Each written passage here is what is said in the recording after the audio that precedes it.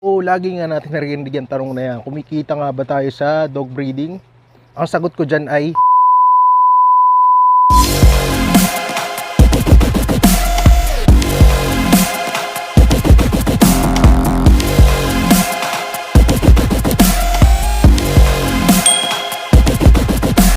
bago natin tuloy yan, tingnan muna natin mga kino-consider natin na factors na mga ginagastos natin sa dog breeding. Dog food, medical supply, vitamins, o ano pang gastos, mga consumables, siya yung mga gamit ng aso. Ano nga ba yung mga yun? Okay, try na natin i-breakdown. Pakita ko sa inyo sa next video. Gumawa ako ng Excel file para mas mabilis natin monitor yung mga gastos sa aso. So ito yung ginawa kong Excel file para mas madali monitoring. Nakalagay dyan yung nagagastos natin sa dog food, medical expenses, others or miscellaneous, tapos magkano natin nabebenta yung mga puppies, tapos dito summary. Unahin natin to yung mga basic needs. Dito nakalagay dyan yung dog. At bago pala yun, kung gusto nyo ng kopya nitong file na to, message nyo lang ako sa Facebook, lalagay ko yung link doon sa baba. Yan, tapos subscribe din muna kayo pala, tsaka like this page. Unahin na natin itong dog food. So ang ginagamit ko na basically is yung Vitality, medyo mura. Ang presyo niyan siguro per sako pag bumibili ako 1.8 to 2,000 pesos. Lagay natin dito. So per kilo ang description dito. So pumapatak yung per kilo na 90.7 pesos. Tapos yung pinapakain ko sa aso, mini-measure ko yan para makita natin yung consume nila yearly. Yung aso ko 75 grams per meal. Tapos 2 beses ko pinapakain sa araw, umaga tsaka hapon. Tapos dito, i-consider natin 2 aso yung inaalagaan natin. So lalagay dito number of dog is 2. So lalabas dyan yung consume yearly, tas kung magkano yung yearly expenses mo. Medical expenses yung syempre yung 5-in-1 vaccine. 5-in-1 vaccine. So yearly yan. Normally ang presyo ng 5-in-1 vaccine nasa 500. Iba-ibang presyo sa bawat vet eh. Kaya ito na lang ang gagamitin ko kasi pag minsan ay yung sinisingil sa akin. Tapos yung number ng vaccine yearly, normally 3 times yan yearly. Every year yan dapat meron. Number of dogs, kaya lang ba yan? Yan, number of dogs 2, since yung dam tsaka isa yung pinapavaccine natin. Tapos next nyan is deworm. Yung deworm normally price yan is 200, 350, ay mga ganyan. Tapos yearly dinedeworm dapat yan sa vet. Mas maganda ko sa vet kayo magpapa-deworm tsaka vaccine kasi profession nila yan. So 2 aso din yung consider natin. Tapos syempre yung puppies, halimbawa di ba may breed ka, ito para sa puppies vaccine 5-in-1 para sa puppies. So 500, tapos 3 beses. Meron akong halimbawa 4 yun ni anak ng aso ko. Tapos deworm 350.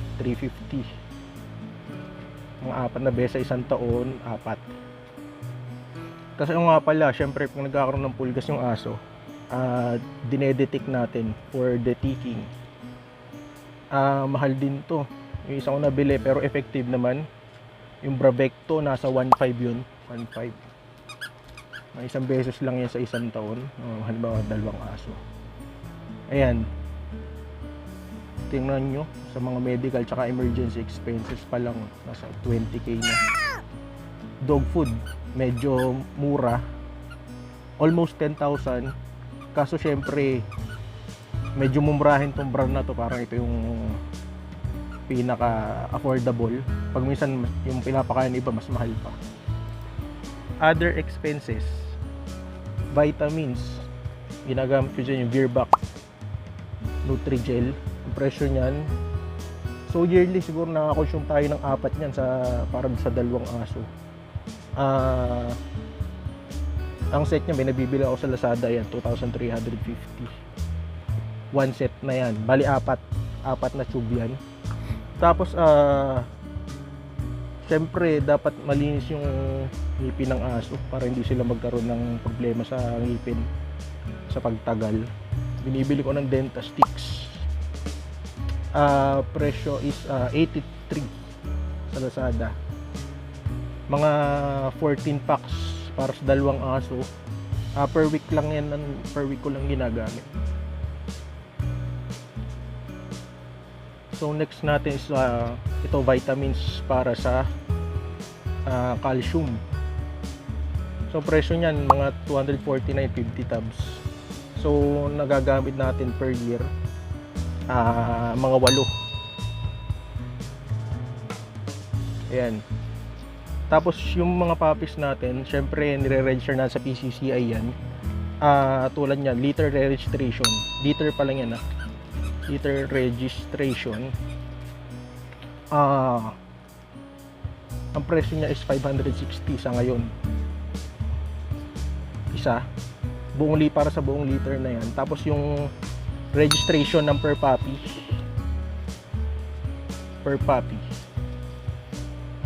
Ano yan? 414. So halimbawa nakapagpaanak tayo ng 4.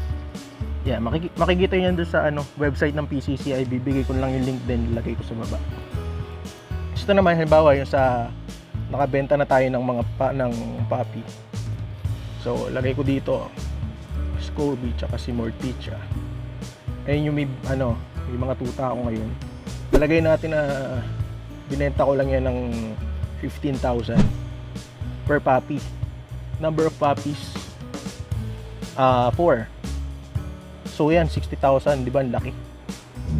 Pero syempre pag minus natin dyan yung mga nagas natin sa dog food, medical expenses, others, tingnan nyo summary dito sa huling tab.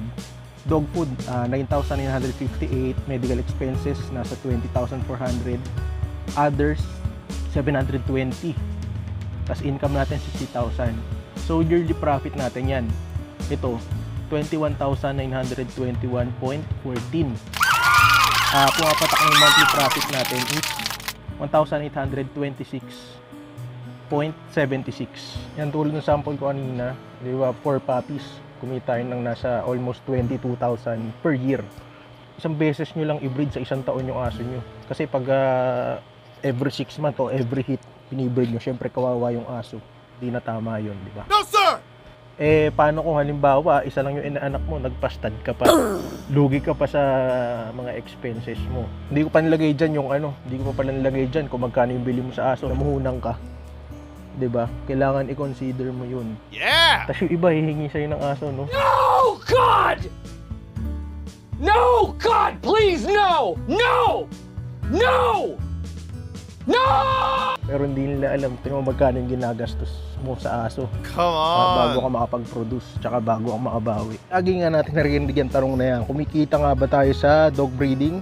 Ang sagot ko dyan ay hindi. Hindi, joke lang. Pero may mga times talaga na hindi ka kikita. Siyempre, halimbawa, tulad ng sample ko kanina, para kumita ka, dapat yung breeding mo, quality. Hindi porke mahal yung aso, quality na yun. Halimbawa, magbenta ka ng aso, dapat alam mo yung standards ng breed.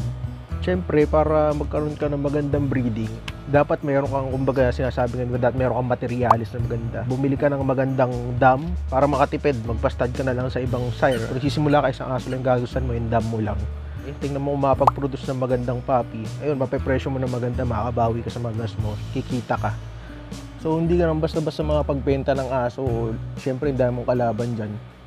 Tapos, pag minsan labanan dyan, pababaan eh. Pero para sa akin, siyempre, pag alam mo yung breeding mo, alam mo maganda, alam mo yung quality talaga, at alam mo yung binibenta mo, siyempre, kaya mong panindigan yung presyo mo. Kilala mo dapat kung sino yung target market mo.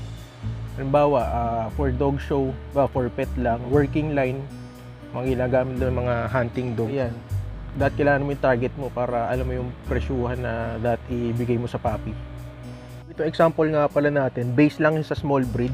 tulad ng Jack Russell, kasi Jack Russell yung binibreed ko. So yung nako-consume na nilagay ko dito sa Excel file is para sa mga small breed. Pwede nyo paglaro yung Excel file para at least makita nyo magkano gastos nyo. Halimbawa meron kayong medium breed or large breed na aso. So ayun, at least nakita nyo na, di ba, kung magkano yung mga kailangan nyo paghandaan. Hindi lang para sa mga magbibreed ng aso, para na din sa mga bibili pa lang. Kasi yung mga pinakita ko doon, mga ano pa lang, mga basic needs pa lang ng aso. Yearly, ayan na, halos isang buwan na sweldo na yung magagastos mo para sa kanila. Diba? Siyempre, alam din natin kung magkano yung magagastos kasi pag napabayaan natin yung aso, kawawa din eh. Diba? Yeah!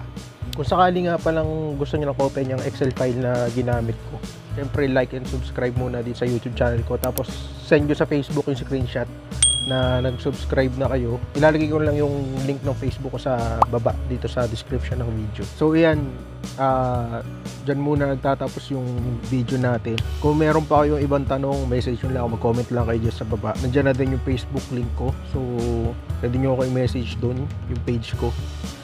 Salamat sa inyo.